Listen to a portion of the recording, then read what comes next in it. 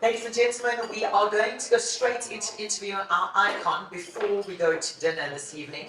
And I actually wanted to get, where's Andrew, I'll allow you to finish that mouthful. We did discuss this, and I'm scared you forgot about it, about you doing the intro for our icon and why our icon was chosen.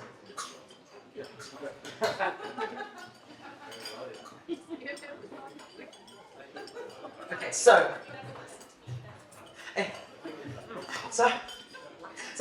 you've got selective hearing. I hear it from your wife.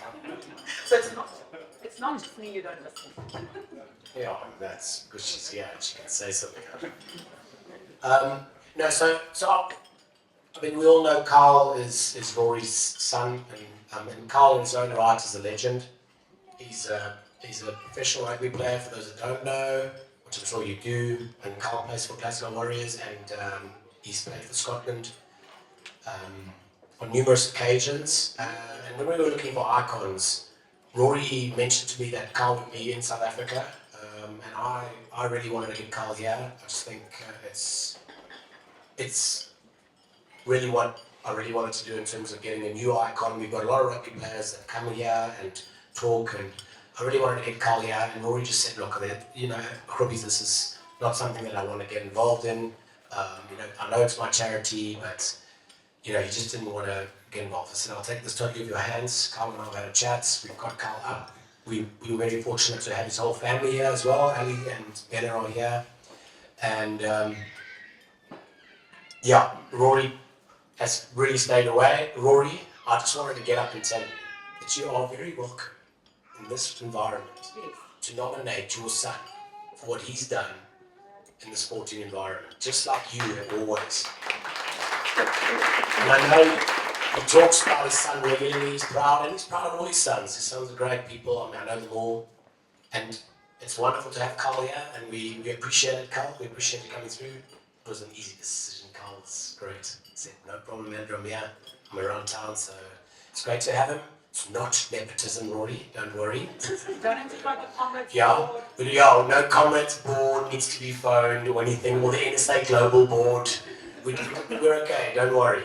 It's all good. It's all cleared. Right. That was basically what we wanted to tell. We really welcome Carl to the table, and I think I must leave it to you now. Here we go. Carl, come and take this.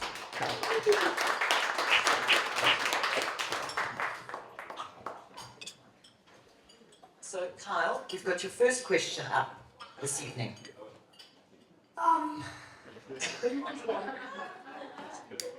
What was the best try you thought you had ever scored in your life? That's a great question.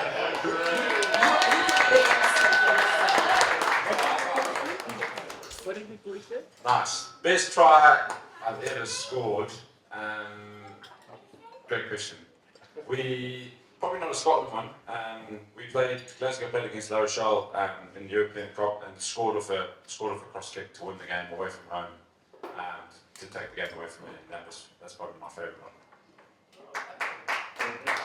Take another question. Then I got given a question today. I'm going to put my mic down. So this is from someone in the audience who's now too embarrassed to ask the question, so I got sent it on a piece of paper. Earlier this year, in March, they bought plane tickets and flew to Scotland to watch you in a game, but you did not play. Do they get a refund? Who was that? I don't know, but all I know is the refund department is sitting over there. I think you were injured at the time. Yeah. So they flew all the way to see you, and you were injured. Oh, that's it, I'm so sorry. We're back in South Africa in April, so hopefully we won't be injured then. Everybody touch wood. But how do you bounce back from those injuries? You've got such limited time to get ready for the next game.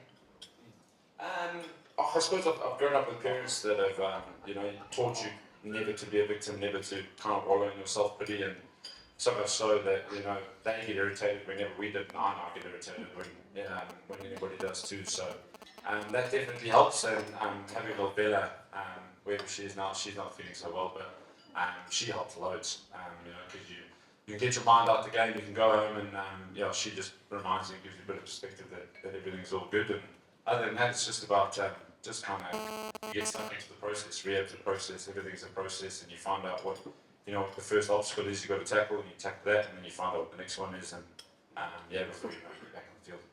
I'm talking about Bella. She is around here, and because this is a family-oriented event, Bella might make an appearance because she's very daddy fuss at the moment. She And is. she said she's welcome on stage. So if she does make an appearance, we won't applaud loudly. We'll just tap our fingers lightly for her. So she will be making an appearance. She might be, but I can see her eyes at the back there. If anyone that's got kids and know what Miss Rachel is, she ain't going to break eye contact there anytime soon. Maybe.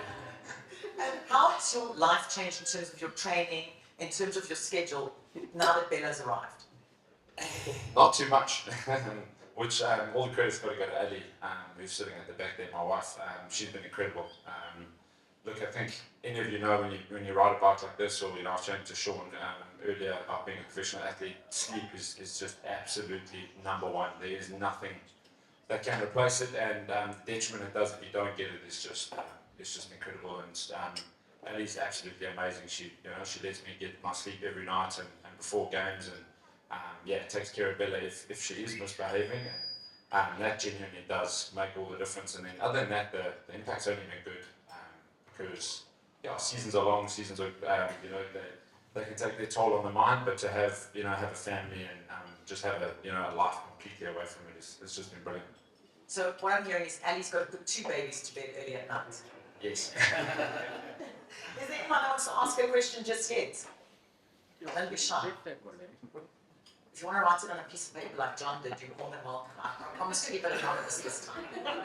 Write it on the paper, bring it up. Ooh, your dad's giving me a whole lot, which is already on my list here. So we'll go through your dad's question. The COVID dark days. I mean, there were dark. So COVID, obviously, everybody went through COVID and came out of COVID, and I ruptured my hammy, tore it off the bone like in one of our first sessions back, and then was kind of 3/4 of the way through the rehab, and then it went again. And I think I learned more than anything, because up until that point I hadn't had an injury in rugby, and I'd always had the attitude that if I worked hard enough and just worked harder, the problem would always go away. And I think that's injury is the most humbling lesson in that way, because it teaches you very quickly that you cannot bully your way through that process, because you get what happened. I tried to beat all the targets and come back sooner, and then that's what happened. If you don't give your body the time it needs and the respect it needs to heal, then it will break down again. And so I learned that lesson the hard way, and my wife's probably sitting at the back there with all that injuries saying I probably still haven't learned that lesson, but I feel like I'm making some progress there. They were dark days, but they also they taught me a lot. What is the one lesson that you learned out of that? That you just need to respect your body and respect the process. You can't bully your way through everything, and I think life is going to teach you that lesson at some stage, and that's how I learned that lesson. So what happens now? You've flown in for the weekend. Monday you're back into training. So literally get off the plane, straight onto the pitch. Straight onto the pitch. I've got a fitness test. So Conley was doing his beer tasting there, and I was like, I've got to have one. And then Sean was like, just met Sean, so I was like, I've got to have another. And then I'm on the spot. So I'll stay away from it now. So fitness test. They make me pretty nervous. So I'll be thinking about that the whole way home. But once I've got that out of the way, it'll actually be really lekker to just get back into it, see all my teammates. Haven't seen them in a while, and see what Glasgow's got to offer. So first of all, big thanks to Conley for the tasting. Yes. Secondly, if we fail that test, is there a refund? Just kidding. So for those of us who don't know what a fitness test involves, just talk us through how intense and grueling it actually is. It's not that bad. Honestly, the thought beforehand is always worse, but somehow we always build it up. So the Bronco, which is you run up to 20 meters and back, 40 meters and back, 60 meters and back, and you do 5 reps continuous. So it's not actually that heavy on the lungs. It's more on the quads and stuff like that, the lactate as you turn in. We've all got targets to reach, and we'll see how we go. Well, good luck for Monday. So no more beers tonight, is what we're hearing. Just water. Matthew, you had a question? Yeah, derbies. Glasgow, Edinburgh. What's that vibe? I mean, it's got to be electric. We hate and is it similar to the derbies we have here? It is very much similar to the derbies, yeah. You can think of Stormers Bulls or North v South. It's exactly like that. It's like a sibling rivalry. It's like going up against your other brother. There's just, I don't know what it is about it or knowing the guys, but there's an extra edge. And my mom in Edinburgh hasn't had great seasons the last couple of seasons, and she always says, "Shame, I feel so bad for him," and I'm just like, I don't. So, but then I go into camp in Scotland, and all my teammates, they're all really good guys, but there's just something about them, and they've got that jersey on. I just don't fancy them. Yeah, that's right, the oldest rivalry in the world. Any other questions? Here we go. Sean, So obviously, from one icon to another. obviously my favourite national anthem is the South African one, but second is obviously the Scottish. What's it like hearing that in a home ground? Because that thing is electrifying. Yeah, it's incredible. It is a really special anthem, especially at home because they, for those of you who don't know, there's a piper and a band for the first verse, but then all the background music and all the pipers drop out for the second verse. So then it's literally just all you can hear is the stadium singing. So from that side of it, it's really special. From having sort of watched it in my granddad's living room, that's the only part of the rugby game, the Scottish rugby game. My mom would watch it, she'd watch the anthem, and then she'd duck out. And then moving over to Scotland and watching a few games and kind of trying to imagine what it would feel like to then kind of getting my debut, dad come over for my debut. It's truly special. You can't explain it. The anthem finishes and the game hasn't even started, and you're like, I just want to do that again. Another question? How do you think being born in South Africa and going to play over there has shaped your identity in terms of the game on and off the field? I think just the competitiveness you get in South Africa. Scotland, you just don't get the numbers coming through playing rugby. They're predominantly a football country and just don't have the numbers. Whereas here, to make it at any sort of level in any sport, you're going to have to fight your way because the talent and the numbers we've got coming through are incredible. So, if you don't perform at your best or sort of develop that hard competitive edge, then there's some other guy who's younger, fitter, faster, and who's got that edge that will take the spot. So I think that's what a lot of the I've got quite a few South African teammates over there, and I think that's one thing we're pretty thankful for growing up here. Any other questions? Do you wear underwear underneath your... It's kilt. You wear a kilt. You wear a kilt. I don't actually have kilt. I've got trews, which is like the trouser version of them. So it's still the trouser. Underwear underneath those. Yes, it's quite a scratchy material trouser.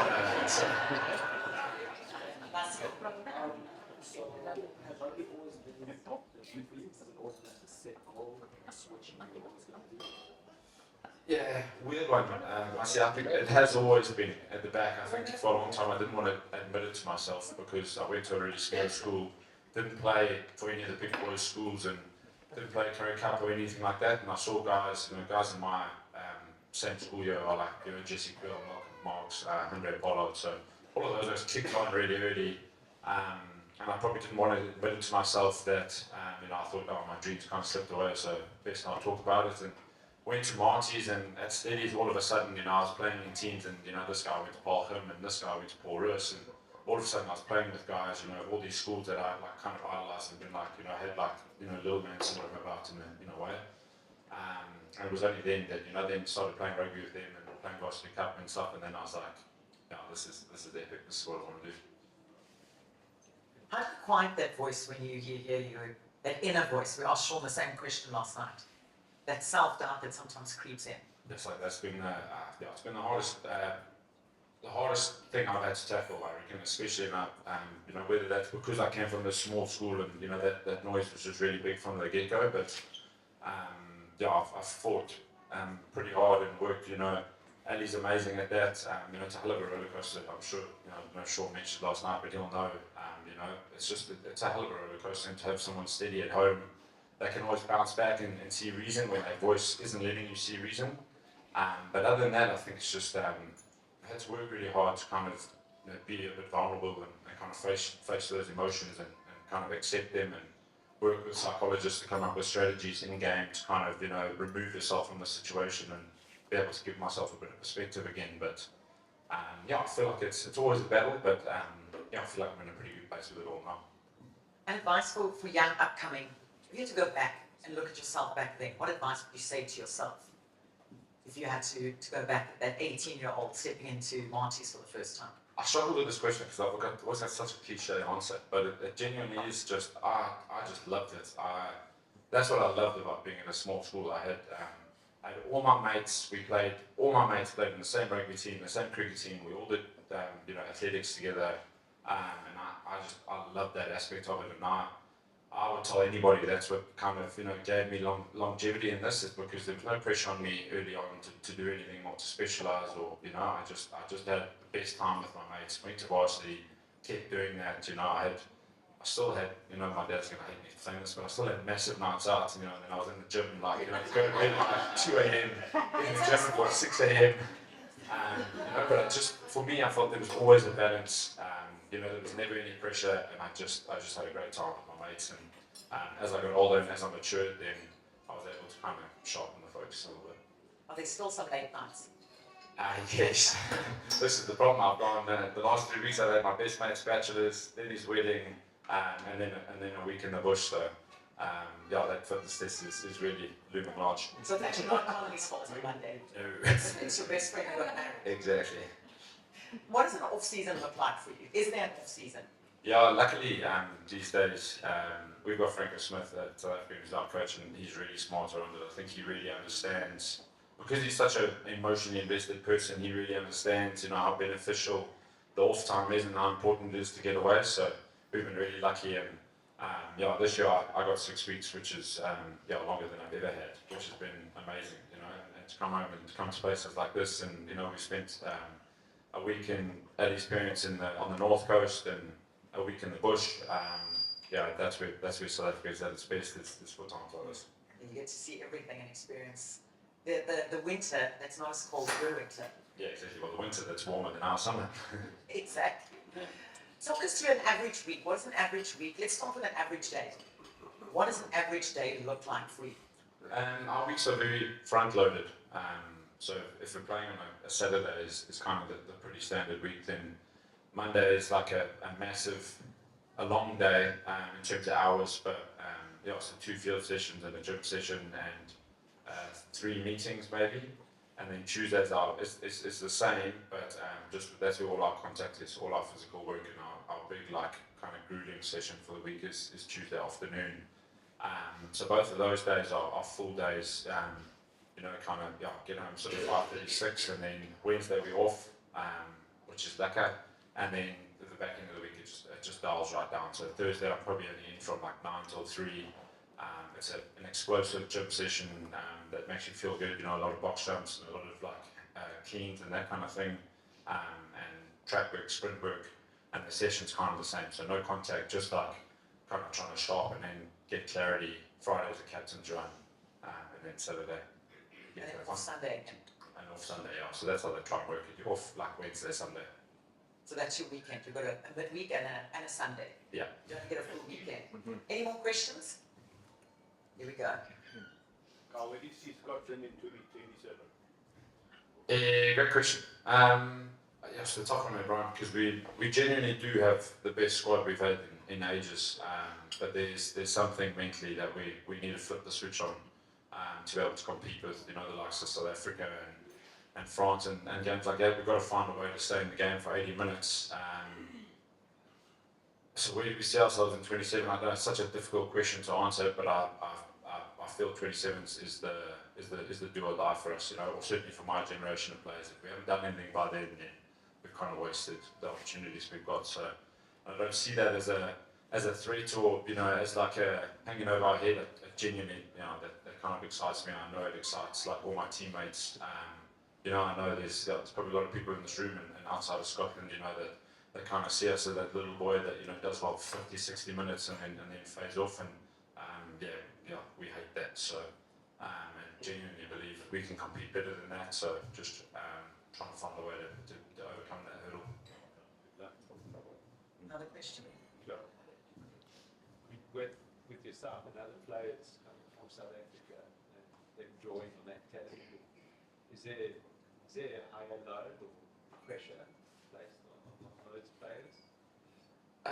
No, not a high load or pressure, but I think there's definitely an understanding that if you're going to make that call, number one, you've got to make it 100% and then buy into whatever country or culture you're going to represent. So I think if there's any extra pressure on it, then that's where it lies. You can't have a foot in both camps.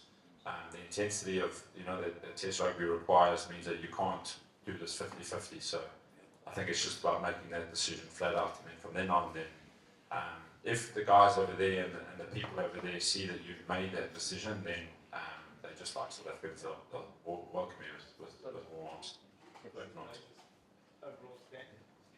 Yeah, definitely. I think there's a massive debate about that, certainly in Scotland. They don't like to see so many of the foreign guys come over, which I perfectly understand. But like I alluded to earlier, like a level, nothing can beat the level of competitiveness that you get from having a deeper talent pool.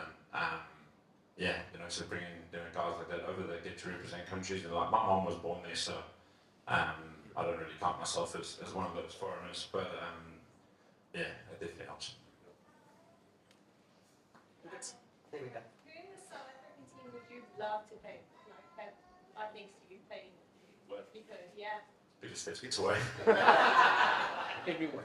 He just doesn't switch off. You can rely on him all the time. He's like as close to a robot as there is. 2 more questions. Maybe just Kyle Hyde, just in relation to what do you think has been, as an outside observing the South African, maybe it's an unfair question, but observing the South African transformation, I guess, under Rassie, what do you think has been the sort of magic sauce there that's happened? Has it been an incredible cohort of players that come through? Has it been the way they've mentally approached things, or has it been what in your sense, what do you think's triggered that's allowed us to win those kind of back-to-backs and that? It's a great question. I think one of the biggest things is the innovation he's had around. Number one, I wish I could go into that camp with him, and when Jacques Nienaber was there, because I think Jacques Nienaber doesn't get the credit he deserves for what he did with that. But the way they brought those guys together, when they came into a pretty fractured squad, with quota systems, and when often did you hear the word quota system in South Africa and things like that, and the way they tackled those issues initially and got that squad to kind of unite and get on the same page, and then you saw how quickly South Africa followed behind them. But then innovation, I think South Africa have often hid behind the fact that we've got these big physical guys, and this is how we play rugby, and we were never willing to deviate from that. And Rassie hasn't deviated from that per se, but he hasn't shied away from finding other ways to complement that along the way. And I think he's been incredible in that regard. And I think through doing that, through getting that squad to kind of face those vulnerabilities, there aren't really none now, because whatever vulnerability they find, they just kind of, they look like they tackle head on and take that head on and find a way to get around it. And then outside of that, I think just the way he built squad depth over 4 years. I remember the same thing that's happened the last couple of weeks happening 4 years ago, where people were like, why are you picking this guy? Why are you picking this guy? Why are we not playing? But over 4 years, you just kind of see him build this incredible depth that by the time you get to the World Cup, you've got a full 30-man or 33-man squad that have played really pressurised games. They've probably all played either Australia away, New Zealand away, All Blacks at home. And you've just got a really competitive, really experienced squad by the time the World Cup comes on. Last question. I've got another one. In an away game, what's the pressure like when everyone's like booing the team that doesn't belong? Like, what's that like? You guys can pick that up?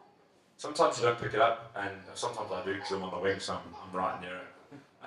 And especially if you're in Ireland, then they like to use your name and call you out. And to be honest, a lot of the time I smile at it. I start to laugh, because I remember growing up and going to games at Loftus or at Hills Park, and wanting to shout the same thing. So yeah, I kind of just enjoy it for what it is, because that's part of the fun of being out there. So, my question is, can you just tell us what it's like to play with Finn Russell, and what does Finn Russell mean to Scotland? Yeah, Finn's incredible. I hate going back to calling him a Maverick, because nobody calls him a Maverick anymore, because I think people are starting to appreciate it. But I think what took me by surprise first, when I first went into camp with him, was just how much analysis he does on the laptop. He hates the gym, don't get me wrong. He hates the gym, he hangs around in the back corner, doesn't do a hell of a lot. He grabs like a heavy weighted rugby ball and just flings passes for, most of the time we're in the gym. So that's why he's got the body shape he does, because he doesn't gym. But I think what he's really realised is, where his strengths are. I suppose going back, he hates the gym, but he's always got the most running meters, the most high-speed meters, often the most contacts defensively. So I don't know how he does it, but his body's in really good nick. I know Scott Berger, when he was there, he hated the gym. He said the only time he gymmed was when he was coming back from that neck injury. But Finn does an incredible amount of analysis, analysing defences, analysing individual players, like what their defensive trends are, what they're going to do. So he does make, his anticipation and things like that to make decisions on the pitch is really good. But the way he sets himself up to read those pictures really fast is probably the most impressive.